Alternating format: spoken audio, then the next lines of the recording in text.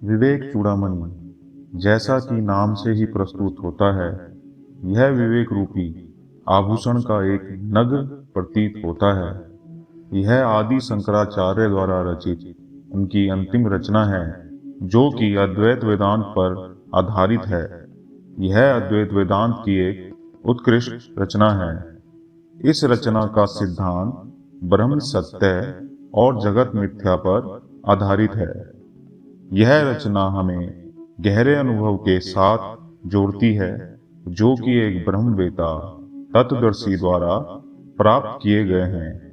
यह रचना इतनी काव्यात्मक और आकर्षक है कि यह रूखी दार्शनिक चर्चा में नया रस पैदा करती है।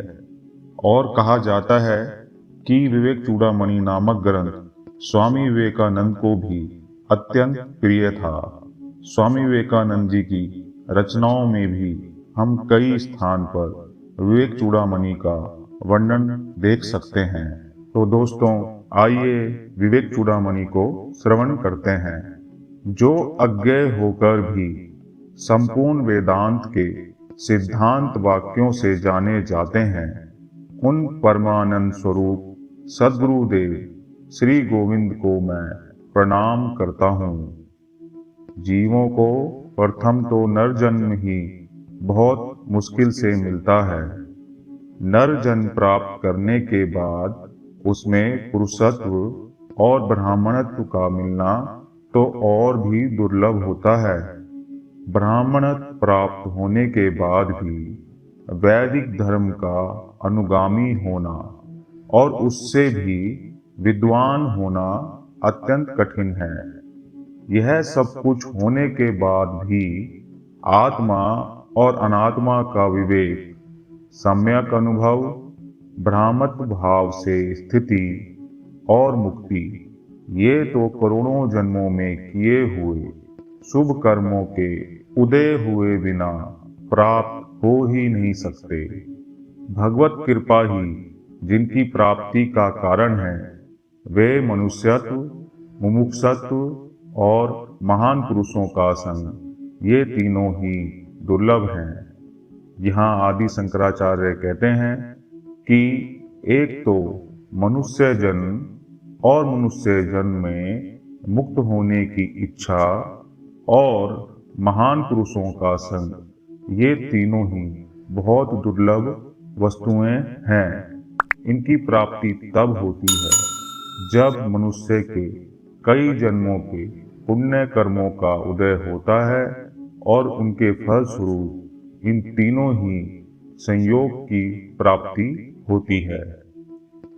किसी प्रकार इस दुर्लभ मनुष्य जन्म को पाकर और उसमें भी जिसमें श्रुति के सिद्धांत का ज्ञान होता है, ऐसा पुरुषत्व पाकर जो मूढ़ बुद्धि अपने आत्मा की मुक्ति के लिए प्रयत्न नहीं करता, वह निश्चय ही आत्मघाती है। वह असत्य में आस्था रखने के कारण अपने को नष्ट करता है। दुर्लभ मनुष्य देह और उसमें भी पुरुषत्व को पाकर जो स्वार्थ साधन में व्यस्त रहता है, उससे अधिक मूढ़ और कौन होगा।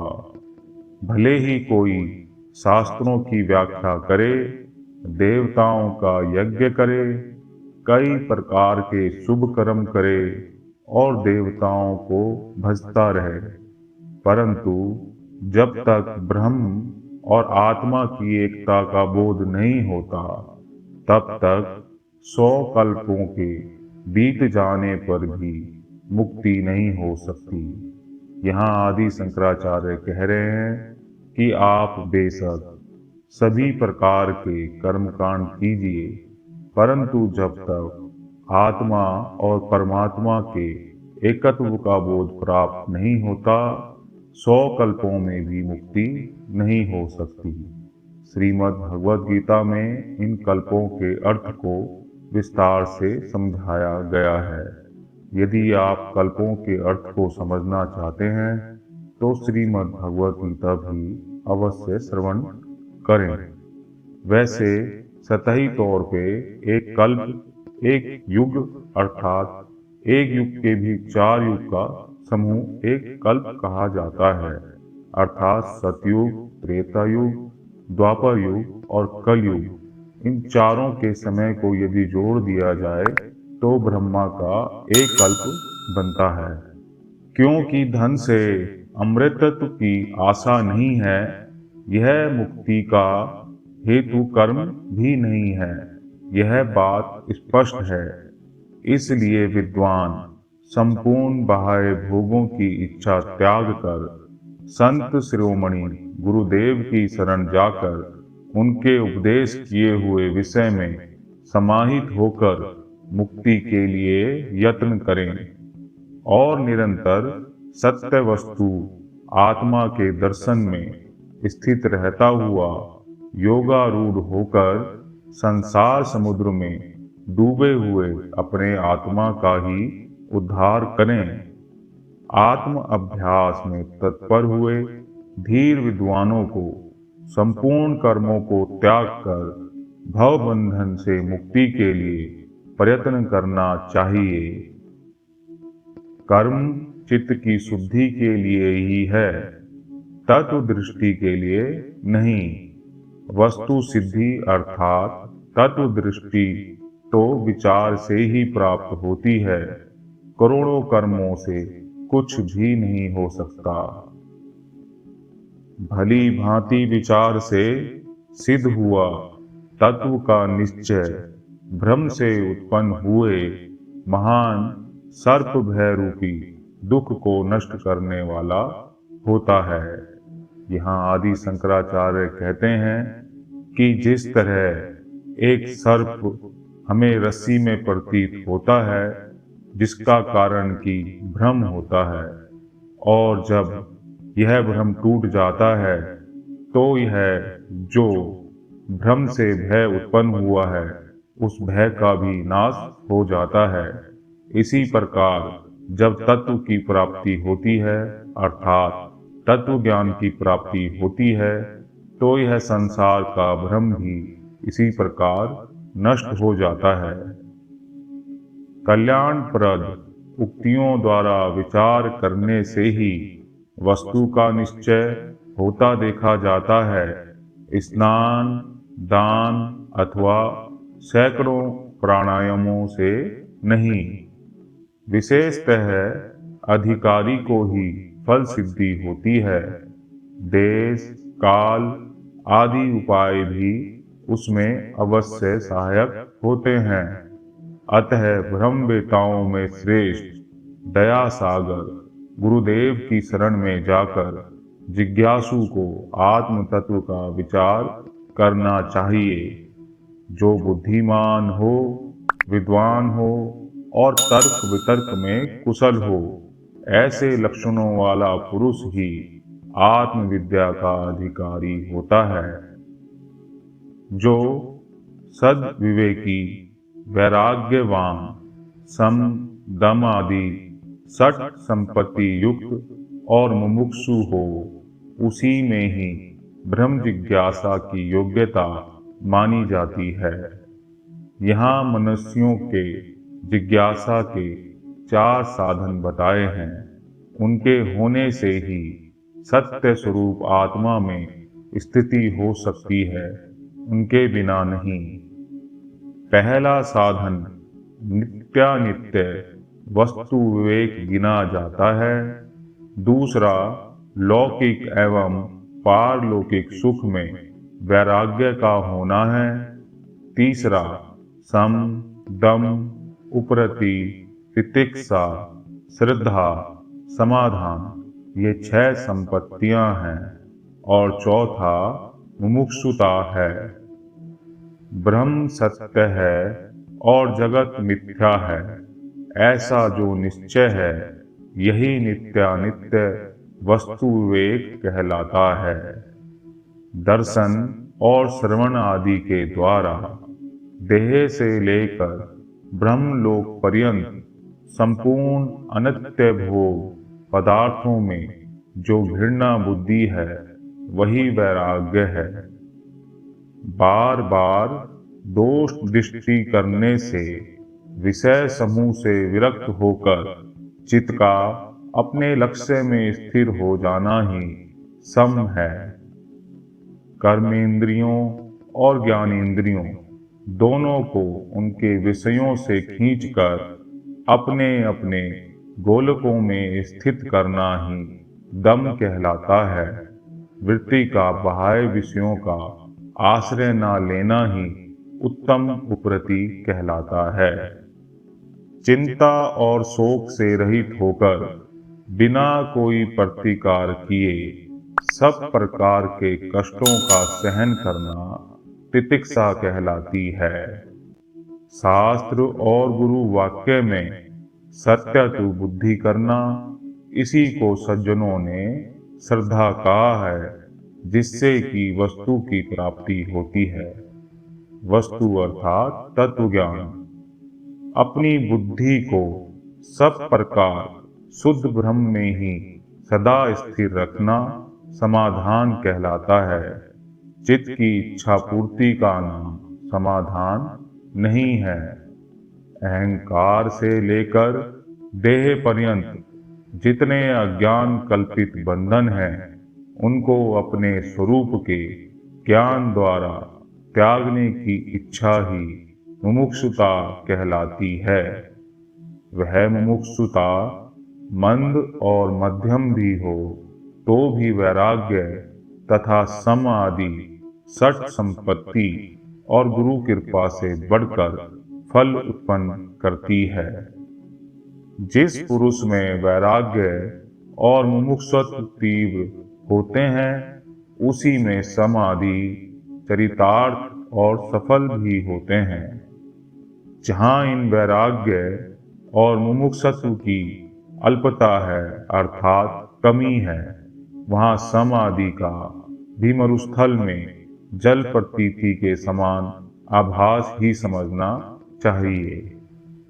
मुक्ति की कारण रूप सामग्री में भक्ति ही सबसे बढ़कर है और अपने वास्तविक स्वरूप का अनुसंधान करना ही भक्ति कहलाता है। कोई कोई स्वात्म तत्व का अनुसंधान ही भक्ति है, ऐसा कहते हैं। उक्त साधन चतुष्टय से संपन्न आत्म तत्व का जिज्ञासु अर्थात स्थित प्रज्ञ गुरु के निकट जाए, जिससे उसके भव बंधन से मुक्ति प्राप्त हो। जो श्रोता निष्पाप हो, कामनाओं से शून्य हो, ब्रह्मवेताओं में श्रेष्ठ हो, ब्रह्मनिष्ठ हो, ईंधन रहित अग्नि के समान शांत हो, अकारण दया सिंधु हो और शरणापन्न सज्जनों के हितैषी हों, उन गुरुदेव की विनीत और विनम्र सेवा से भक्ति पूर्वक आराधना करके, उनको प्रसन्न करके, उनके निकट जाकर अपना प्रश्न इस प्रकार पूछें। हे शरणागत वत्सल करुणा सागर प्रभु, आपको नमस्कार है। संसार सागर में पड़े हुए मेरा आप अपनी सरल तथा अतिशय कारुण्य अमृत वर्षणी कृपा कटाक्ष से उद्धार कीजिए।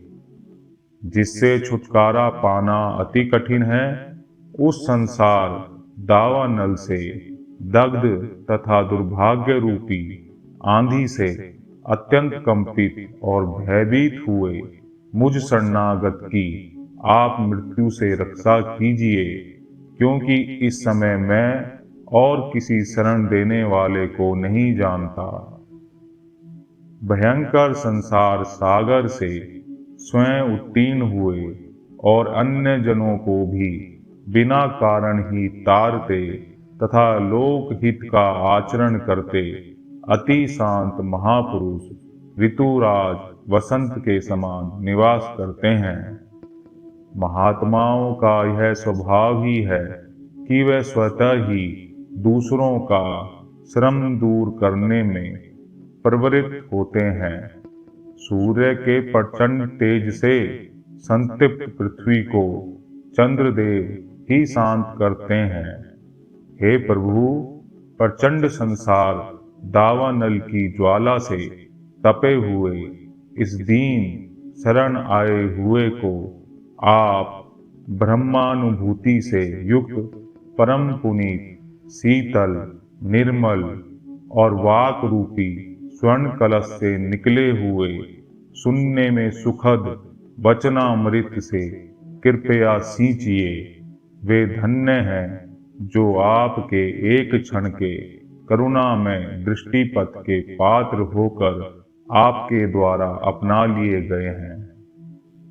मैं इस संसार समुद्र को कैसे तरूंगा?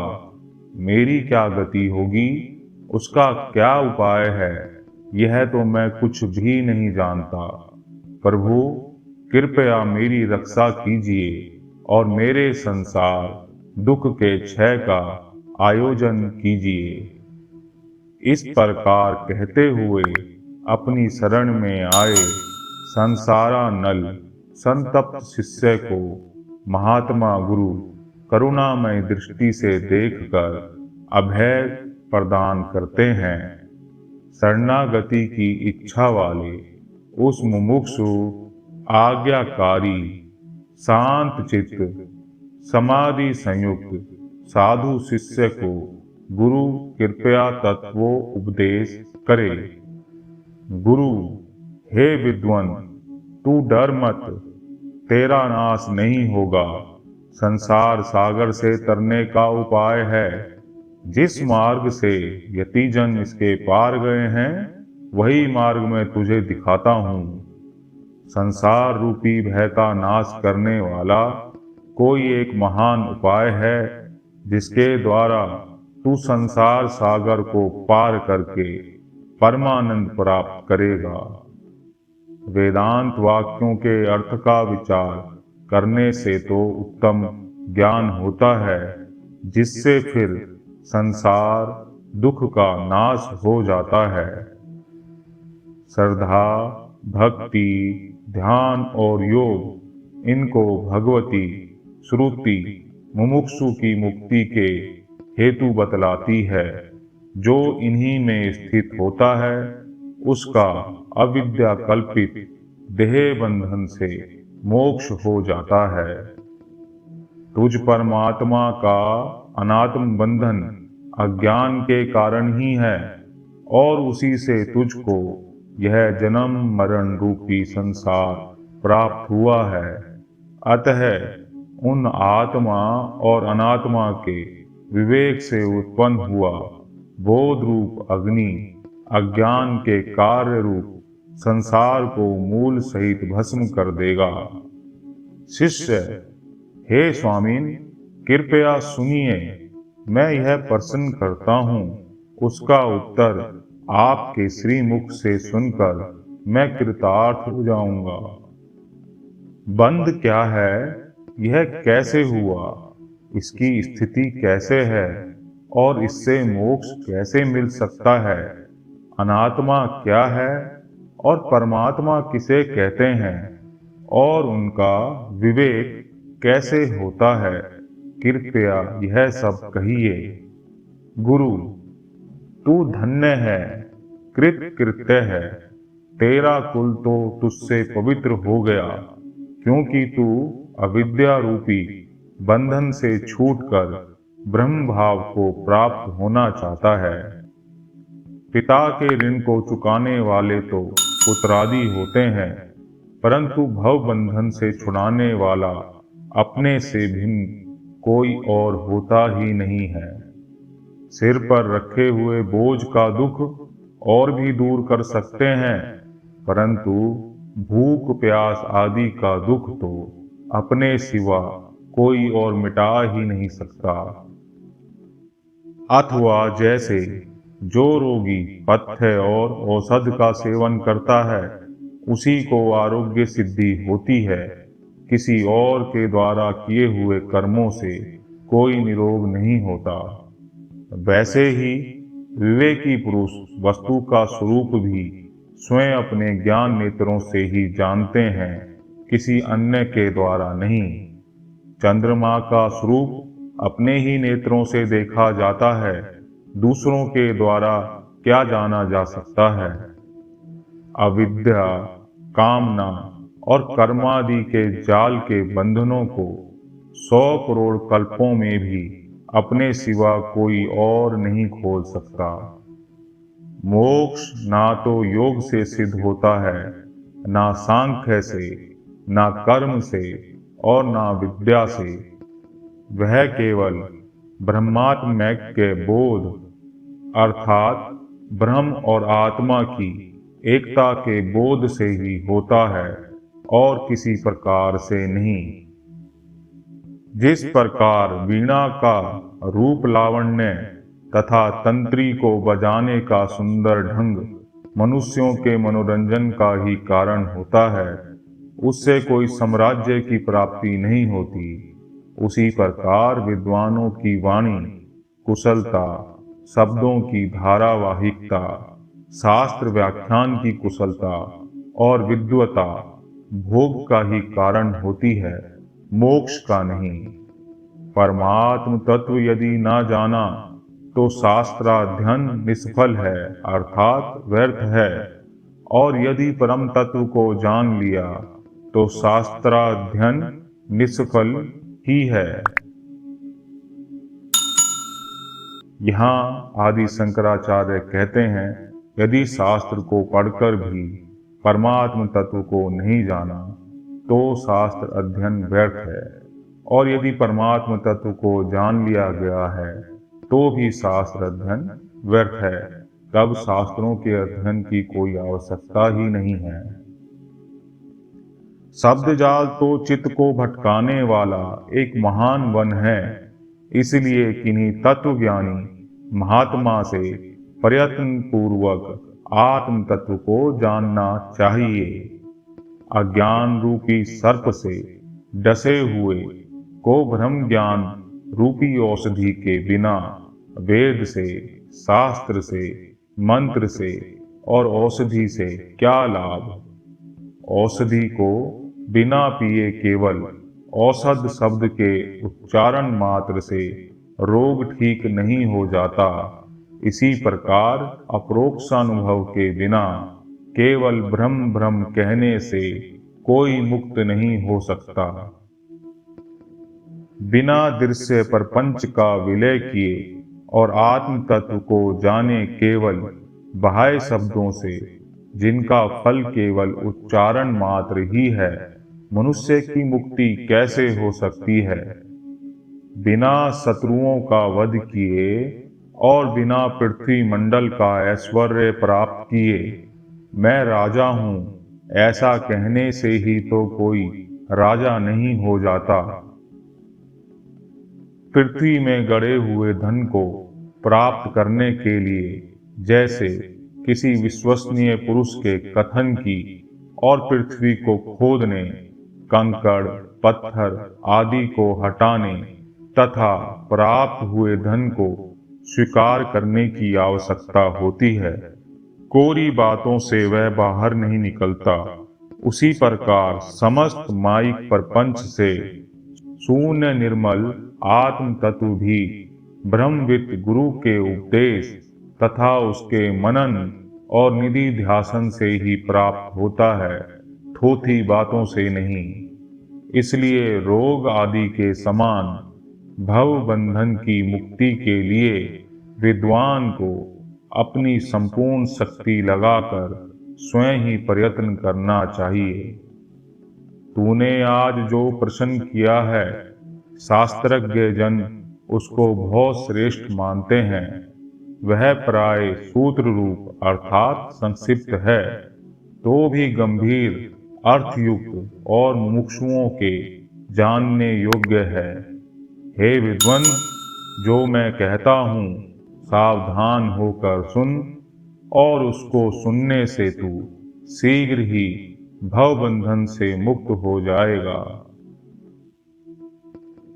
मोक्ष का प्रथम हेतु अनित्य वस्तुओं में अत्यंत वैराग्य होना कहा गया है। तत्पश्चात सम, दम, तितिक्षा और संपूर्ण आसक्ति युक्त कर्मों का सर्वथा त्याग है। तत्पश्चात मुनि को श्रवण, मनन और चिरकाल तक नित्य निरंतर आत्म तत्व का ध्यान करना चाहिए। तब वह विद्वान परम निर्विकल्प अवस्था को प्राप्त होकर निर्वाण सुख को पाता है। जो आत्मा अनात्मा विवेक अब तुझे जानना चाहिए, वह मैं समझाता हूँ। तू उसे भली भांति सुनकर अपने चित्त में स्थिर कर। स्थूल शरीर का वर्णन।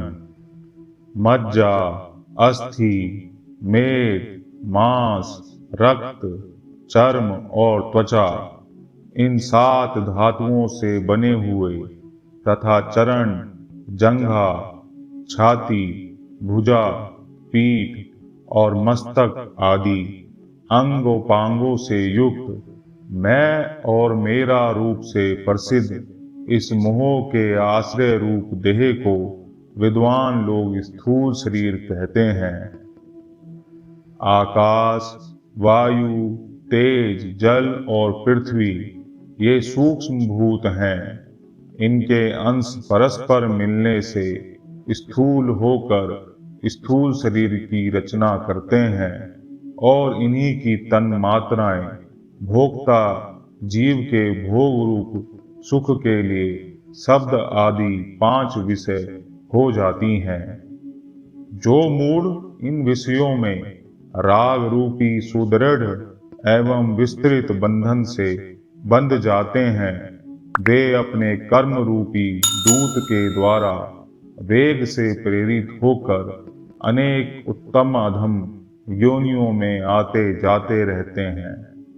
अपने अपने स्वभाव के अनुसार शब्द आदि 5 विषयों में से केवल एक एक से बंधे हुए हिरण, हाथी, पतंग, मछली और भौरे मृत्यु को प्राप्त होते हैं, और मनुष्य तो 5 ही विषयों से जकड़ा हुआ मनुष्य कैसे बच सकता है।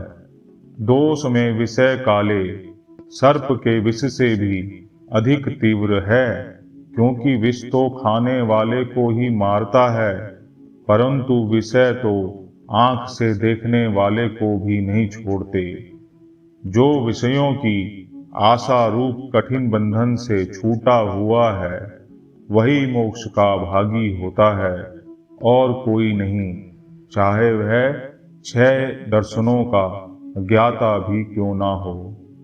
संसार सागर को पार करने के लिए उद्यत हुए क्षणिक वैराग्य वाले मुमुक्षुओं को आशा रूपी ग्रह अति वेग से बीच में ही रोककर गला पकड़कर डुबो देता है।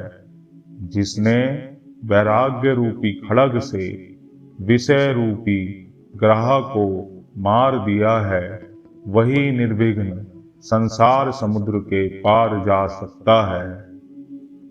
विषय रूपी विषम मार्ग में चलने वाले मलिन बुद्धि को पद पद पर मृत्यु आती है, ऐसा जाने, और यह भी बिल्कुल ठीक समझो कि हितैषी सज्जन अथवा गुरु के कथन अनुसार अपनी युक्ति से चलने वाले को फल सिद्धि हो ही जाती है। यदि तुझे मोक्ष की इच्छा है तो विषयों को विष के समान दूर से ही त्याग दे और संतोष, दया, क्षमा, सरलता, सम और दम का अमृत के समान नित्य आदर पूर्वक सेवन कर। जो अनादि अविद्याकृत बंधन से मुक्त होने का कार्य त्याग कर, अर्थात इस कर्तव्य को त्याग कर केवल देह के पोषण में ही लगा रहता है, वह स्वयं अपना ही घात करता है। जो शरीर पोषण में लगा रहकर आत्म तत्व को देखना चाहता है, वह मानो काष्ठ बुद्धि से ग्राहकों को पकड़कर नदी पार करना चाहता है। शरीर आदि में मोह रखना ही मुमुक्षु की बड़ी भारी मौत है। जिसने मोह को जीता है, वह मुक्ति पद का अधिकारी है। देह, स्त्री और पुत्र आदि में मोह रूप महामृत्यु को छोड़ जिसको जीत कर मुनिजन भगवान के उस परम पद को प्राप्त होते हैं। त्वचा, मांस, रक्त, स्नायु, मेद, मज्जा और अस्थियों का समूह तथा मलमूत्र से भरा हुआ यह स्थूल देह अति निंदनीय है।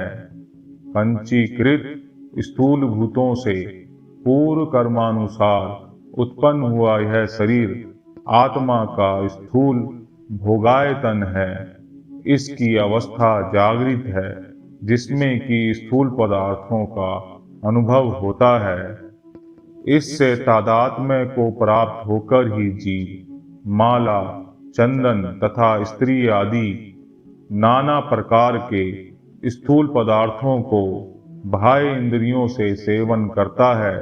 इसलिए जागृत अवस्था में इसे स्थूल देह की ही प्रधानता होती है, जिसके आश्रय से जीव को संपूर्ण बाह्य जगत प्रतीत होता है। गृहस्थ के घर के तुल्य उसे ही स्थूल देह जानो। स्थूल देह के ही जन्म, जरा, मरण और स्थूलता आदि धर्म हैं। बालकपन आदि नाना प्रकार की अवस्थाएं हैं। वर्णाश्रम आदि अनेक प्रकार के नियम और यम हैं तथा इसी की पूजा, मान अपमान आदि विशेषताएं हैं। श्रवण, त्वचा, नेत्र, घ्राण और जीवा ये 5 ज्ञानेंद्रियां हैं, क्योंकि इनसे विषय का ज्ञान होता है। तथा वाक, पाणी, पाद, गुदा और उपस्थ ये कर्मेंद्रियां हैं, क्योंकि इनका कर्मों की ओर झुकाव होता है। अपनी वृत्तियों के कारण अंतःकरण, मन, बुद्धि, चित्त और अहंकार इन 4 नामों से जाना जाता है। संकल्प, विकल्प के कारण मन, पदार्थ का निश्चय करने के कारण बुद्धि और अहम अर्थात मैं ऐसा अभिमान करने से अहंकार और अपना इष्ट चिंतन के कारण यह चित्त कहलाता है। अपने विकारों के कारण सुवर्ण और जल आदि के समान स्वयं प्राण ही वृत्ति भेद से प्राण, अपान, व्यान, उदान और समान इन 5 नाम वाला होता है। वाग आदि 5 कर्मेंद्रियां, श्रवण आदि 5 ज्ञानेंद्रियां, प्राण आदि 5 प्राण, आकाश आदि 5 भूत, बुद्धि आदि अंतःकरण चतुष्टय, अविद्या तथा काम और कर्म यह पजुष्टक अथवा सूक्ष्म शरीर कहलाता है। यह सूक्ष्म शरीर अथवा लिंग शरीर अपंचीकृत भूतों से उत्पन्न हुआ है।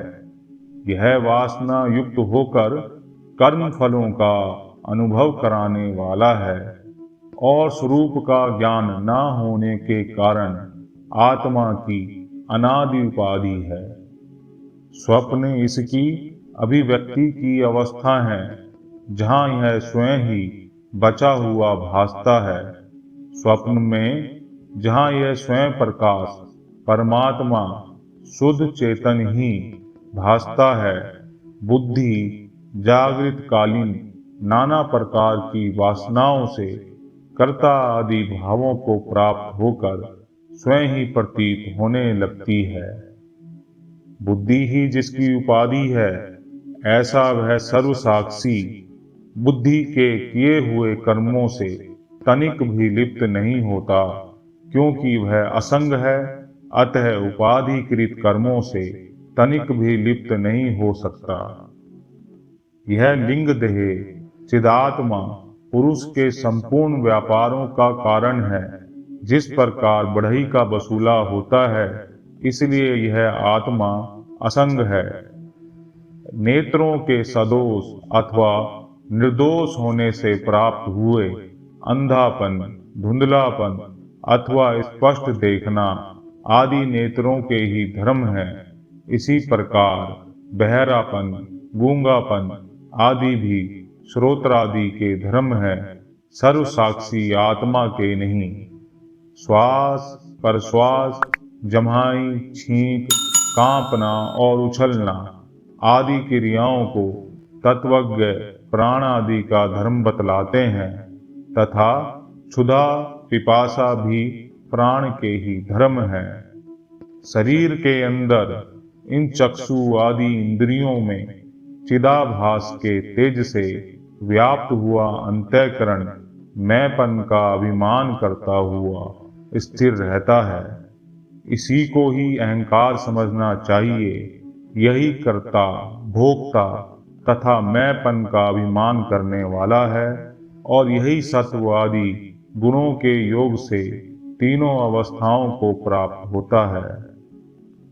विषयों की अनुकूलता से यह सुखी और प्रतिकूलता से दुखी होता है। सुख और दुख इस अहंकार के ही धर्म है, नित्यानंद स्वरूप आत्मा के नहीं। विषय स्वतः प्रिय नहीं होते, किंतु आत्मा के लिए प्रिय होते हैं, क्योंकि स्वतः प्रियतम तो सबका आत्मा ही है। इसलिए आत्मा सदा आनंद स्वरूप है। इसमें दुख कभी नहीं होता। कभी सुसुप्ति में विषयों का भाव रहते हुए भी आत्मानंद का अनुभव होता है। इस विषय में श्रुति, प्रत्यक्ष, इतिहास और अनुमान प्रमाण मौजूद हैं। जो अव्यक्त नाम वाली त्रिगुणात्मिका अनादि अविद्या परमेश्वर की पराशक्ति है, वही माया है, जिससे यह सारा जगत उत्पन्न हुआ है। बुद्धिमान जन इसके कार्य से ही इसका अनुमान करते हैं। वह ना सत्य है, ना असत्य है, और ना उभय रूप है, ना भिन्न है, ना अभिन्न है, और ना उभय रूप है, ना अंग सहित है, ना अंग रहित है, ना उभयात्मिका ही है, किंतु अत्यंत अद्भुत और अनिर्वचनीय रूप है। रज्जु के ज्ञान से सर्प ब्रह्म के समान, वह अद्वितीय शुद्ध ब्रह्म के ज्ञान से ही नष्ट होने वाली है। अपने अपने प्रसिद्ध कार्यों के कारण सत्व, रज और तम, ये उसके तीन गुण प्रसिद्ध हैं। क्रिया रूपा विक्षेप शक्ति रजोगुण की है, जिससे सनातन काल से समस्त क्रियाएं होती आई हैं, जिससे राग आदि और दुख आदि जो मन के विकार हैं सदा उत्पन्न होते हैं। काम, क्रोध, लोभ, दंभ, असूया अर्थात दूसरों के गुणों में भी दोष को ढूंढना, अभिमान, ईर्ष्या और मत्सर, ये घोर धर्म रजोगुण के ही हैं। अतः जिसके कारण जीव कर्मों में प्रवृत्त होता है, वह रजोगुण ही उसके बंधन का कारण होता है। तमोगुण, जिसके कारण वस्तु कुछ की कुछ प्रतीत होने लगती है, वह तमोगुण आवरण शक्ति है। यही पुरुष के जन्म मरण रूप संसार का आदि कारण है, और यही विक्षेप शक्ति के प्रसार का भी हेतु है। तम से ग्रस्त हुआ पुरुष अति बुद्धिमान, विद्वान, चतुर और शास्त्र के अत्यंत सूक्ष्म अर्थों को देखने वाला भी हो, तो भी वह नाना प्रकार से समझाने से भी अच्छी तरह नहीं समझता। वह भ्रम से आरोपित किए हुए पदार्थों को ही सत्य समझता है और उन्हीं के गुणों का आश्रय लेता है। अहो दुरंत तमोगुण की यह महती आवरण शक्ति बड़ी ही प्रबल होती है। इस आवरण शक्ति के संसर्ग से युक्त पुरुष को अभावना, विपरीत भावना, असंभावना और विपरीत पत्ति, ये तमोगुण की शक्तियां नहीं छोड़ती, और विक्षेप शक्ति भी उसे निरंतर डांवाडोल ही रखती है। अज्ञान, आलस्य, जड़ता, निद्रा, प्रमाद, मूढ़ता आदि तम के गुण हैं। इनसे युक्त हुआ पुरुष कुछ भी नहीं समझता। वह निद्रालु या स्तंभ के समान हमेशा जड़वत रहता है। सत्वगुण जल के समान शुद्ध है, तथापि रज और तम से मिलने पर वह भी पुरुष की प्रवृत्ति का एक कारण होता है। इसमें प्रतिबिंबित होकर आत्मबिंब सूर्य के समान समस्त जड़ पदार्थों को प्रकाशित करता है। अमानित्व आदि, यम नियम आदि, श्रद्धा, भक्ति, मुमुक्षुता, दैवी संपत्ति तथा असत्य का त्याग, ये मिश्र रजतम से मिले हुए सत्वगुण के धर्म हैं। प्रसन्नता, आत्मानुभव, परम शांति, तृप्ति, आत्यंतिक आनंद और परमात्मा में स्थिति, ये विशुद्ध सत्व गुण के धर्म हैं, जिनमें मुमुक्षु नित्यानंद रस को प्राप्त करता है। इस प्रकार तीनों गुणों के निरूपण से यह अव्यक्त का वर्णन हुआ। यही आत्मा का कारण शरीर है।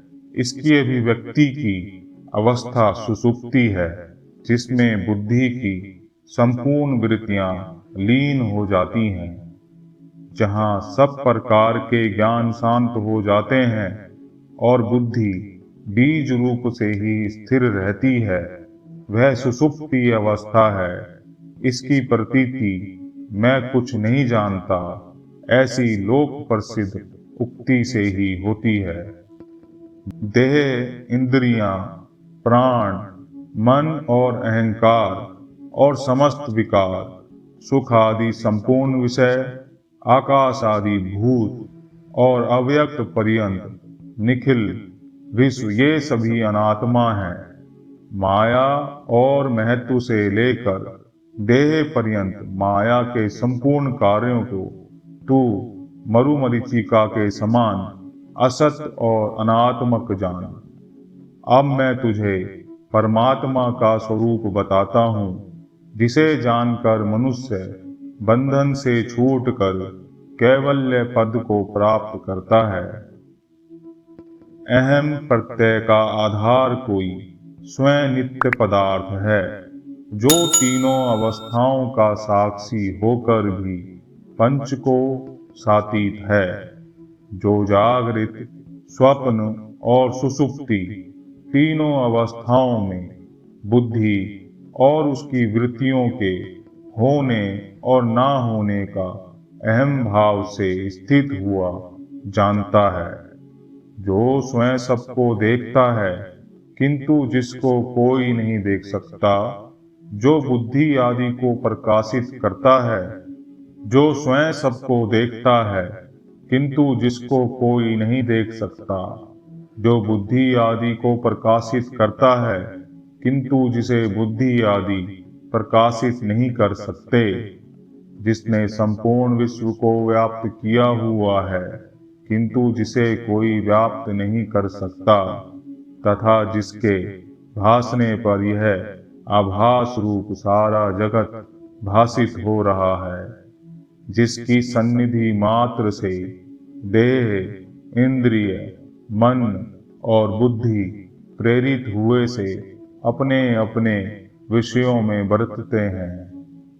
अहंकार से लेकर देह पर्यंत और सुख आदि समस्त विषय जिस नित्य ज्ञान स्वरूप के द्वारा घट के समान जाने जाते हैं, यही नित्य अखंडानंदानुभव रूप अंतरात्मा पुराण पुरुष है, जो सदा एक रूप और बोध मात्र है, तथा जिसकी प्रेरणा से वागादि इंद्रियां और प्राण चलते हैं।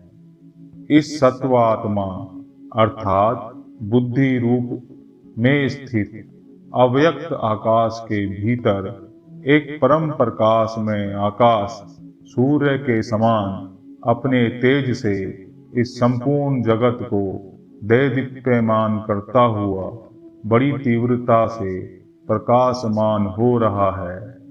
वह मन और अहंकार रूप विकारों का तथा देह, इंद्रियां और प्राणों की क्रियाओं का ज्ञाता है तथा तपाए हुए लोह पिंड के समान उनका अनुवर्तन करता हुआ भी ना कुछ चेष्टा करता है, ना विकार को ही प्राप्त होता है। वह ना जन्मता है, ना मरता है, ना बढ़ता है, ना घटता है और ना विकार को प्राप्त होता है। वह नित्य है और इस शरीर के लीन होने पर भी घट के टूटने पर घटाकाश के समान लीन नहीं होता।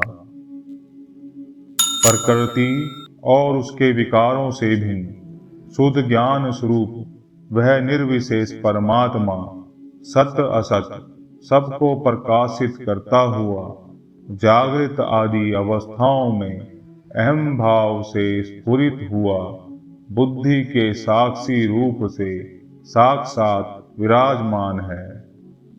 तू इस आत्मा को संयत चित्त होकर बुद्धि के प्रसन्न होने पर यह मैं हूँ ऐसा अपने अंतःकरण में साक्षात अनुभव कर और इस प्रकार जन्म मरण रूपी तरंगों वाले इस अपार संसार सागर को पार कर तथा ब्रह्म रूप से स्थित होकर कृतार्थ हो जा।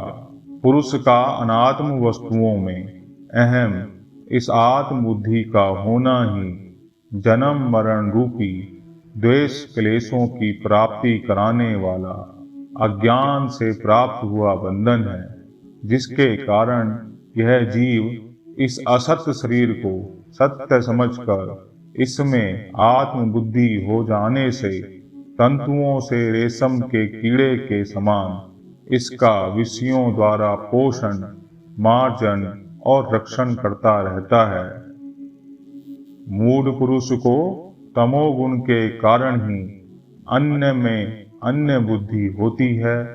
विवेक न होने से ही रज्जु में अर्थात रस्सी में सर्प प्रतीत होता है। ऐसे बुद्धि वाले को ही नाना प्रकार के अनर्थों का समूह आ घेरता है। अतः हे मित्र, सुन, यह जो असत्य ग्राही है वही बंधन है। अखंड, नित्य और अद्वय बोध शक्ति से स्फुरित हुए अखंड ऐश्वर्य संपन्न आत्म तत्व को यह तमोमयी आवरण शक्ति इस प्रकार ढक लेती है जैसे सूर्य मंडल को राहु ढक लेता है। अति निर्मल तेजोमय आत्म तत्व के अदृश्य होने पर भी पुरुष अनात्म देह को ही मोह से मैं हूँ ऐसा मानने लगता है। तब रजोगुण की विक्षेप नाम वाली अति प्रबल शक्ति काम क्रोध आदि अपने बंधनकारी गुणों से इसको व्यथित करने लगती है। तब यह नाना प्रकार की नीच गतियों वाला कुमति जीव विषय रूपी विष से भरे हुए इस अपार संसार में डूबता उछलता महामोह रूप ग्रहा में पंजे में जकड़कर आत्मज्ञान के नष्ट हो जाने से बुद्धि के गुणों का अभिमानी होकर उसकी कई अवस्थाओं का नाट्य करता हुआ प्रतीत होता है। जिस प्रकार सूर्य के तेज से उत्पन्न हुई मेघमाला सूर्य को ही ढक कर स्वयं फैल जाती है, उसी प्रकार आत्मा से प्रकट हुआ अहंकार आत्मा को ही ढक कर स्वयं स्थित हो जाता है। जिस प्रकार जिस दिन आंधी मेघ आदि का विशेष उत्पात होता है, सघन मेघों के द्वारा सूर्य देव के आच्छादित होने पर अति भयंकर और ठंडी ठंडी आंधी सबको खिन कर देती है, उसी प्रकार बुद्धि के निरंतर तमोगुण से आवृत होने पर मूढ़ पुरुष को विक्षेप शक्ति कई प्रकार से दुखों से तृप्त करती है। जिस प्रकार किसी दिन आंधी, मेघ आदि का विशेष उत्पात हो, सघन मेघों के द्वारा सूर्य देव के आच्छादित होने पर अति भयंकर और ठंडी ठंडी आंधी सबको खिन्न कर देती है, उसी प्रकार बुद्धि के निरंतर तमोगुण से आवृत होने पर मूढ़ पुरुष को विक्षेप शक्ति कई प्रकार के दुखों से संतप्त करती है। इन दोनों अर्थात आवरण और विक्षेप शक्तियों से ही पुरुष को बंधन की प्राप्ति हुई है और इन्हीं से मोहित होकर यह देह को आत्मा मानकर संसार चक्रों में भटकता ही रहता है। संसार रूपी वृक्ष का बीज अज्ञान है, देहात्म बुद्धि उसका अंकुर है, राग पत्ते हैं, कर्म जल है, शरीर स्तंभ है अर्थात तना है, प्राण शाखाएं हैं, इंद्रियां उपशाखाएं हैं और विषय पुष्प हैं और नाना प्रकार के अर्थात कई प्रकार के कर्मों से उत्पन्न हुआ दुख फल है तथा जीव रूपी पक्षी ही इनका भोक्ता है। यह अज्ञान जनित अनात्म बंधन स्वाभाविक तथा अनादि और अनंत कहा गया है। यही जीव के जन्म, मरण, व्याधि और जरा आदि दुखों का प्रवाह उत्पन्न करता है। यह बंधन विधाता की विशुद्ध कृपा से प्राप्त हुए विवेक, ज्ञान रूप शुभ्र और मंजुल महाखड़क के बिना और किसी अस्त्र, शस्त्र, वायु, अग्नि अथवा करोड़ों कर्म कलापों से भी नहीं काटा जा सकता। जिसका श्रुति प्रमाण्य में दृढ़ निश्चय होता है, उसी की स्वधर्म में निष्ठा होती है और उसी से उसकी चित्त शुद्धि होती है। जिसका चित्त शुद्ध होता है, उसी को परमात्मा का ज्ञान होता है और इस ज्ञान से ही संसार रूपी वृक्ष का समूल नाश होता है। अन्नमय आदि 5 कोशों से आवृत हुआ आत्मा अपनी ही शक्ति से उत्पन्न हुए शिवाल पटल से ढके हुए वापी के जल की भांति नहीं भासता। जिस प्रकार उस शिवाल के पूर्णतया दूर हो जाने पर मनुष्यों के तिरसा रूपी ताप को दूर करने वाला तथा उन्हें तत्काल ही परम सुख प्रदान करने वाला जल स्पष्ट प्रतीत होने लगता है, उसी प्रकार 5 कोशों का अपवाद करने पर भी यह शुद्ध नित्यानंद केसर स्वरूप अंतर्यामी स्वयं प्रकाश परमात्मा भासने लगता है। बंधन की निवृत्ति के लिए विद्वान को आत्मा और अनात्मा का विवेक करना चाहिए।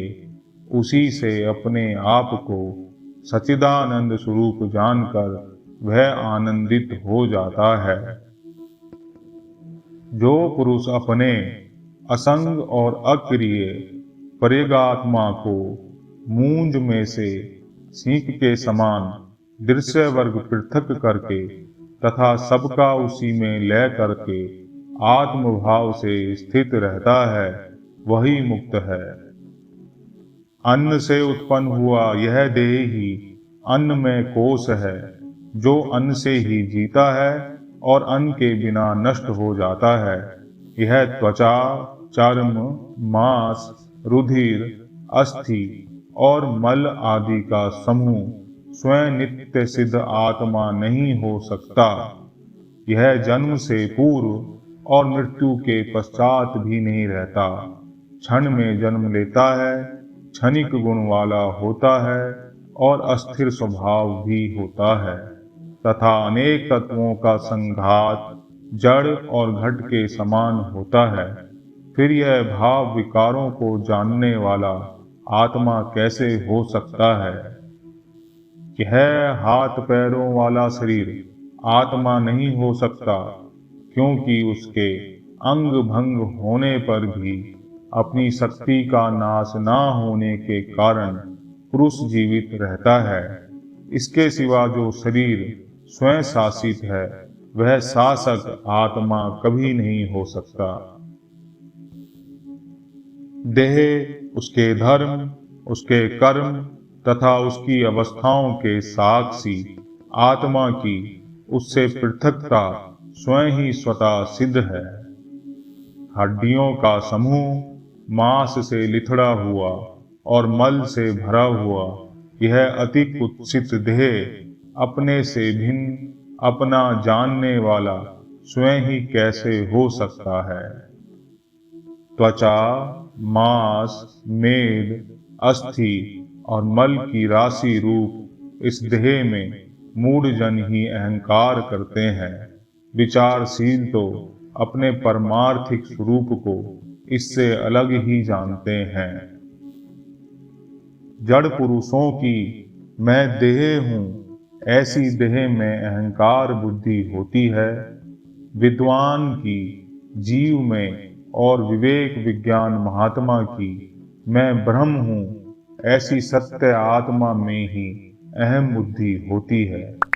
अरे मूर्ख, इस त्वचा, मांस, मेद, अस्थि और मल आदि के समूह में आत्म बुद्धि छोड़ और सर्वात्मा निर्विकल्प ब्रह्मा में ही आत्म भाव करके परम शांति का भोग कर।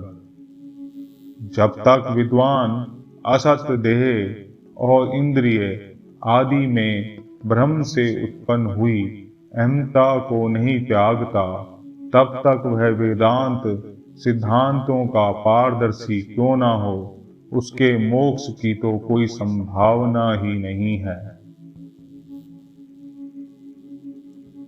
छाया, प्रतिबिंब, स्वप्न और मन में कल्पित हुए शरीरों में जिस प्रकार तेरी कभी आत्म बुद्धि नहीं होती, उसी प्रकार जीवित शरीर में भी आत्म बुद्धि नहीं होनी चाहिए, क्योंकि देहात्म बुद्धि ही असत बुद्धि मनुष्यों के जन्म आदि दुखों की उत्पत्ति का कारण है।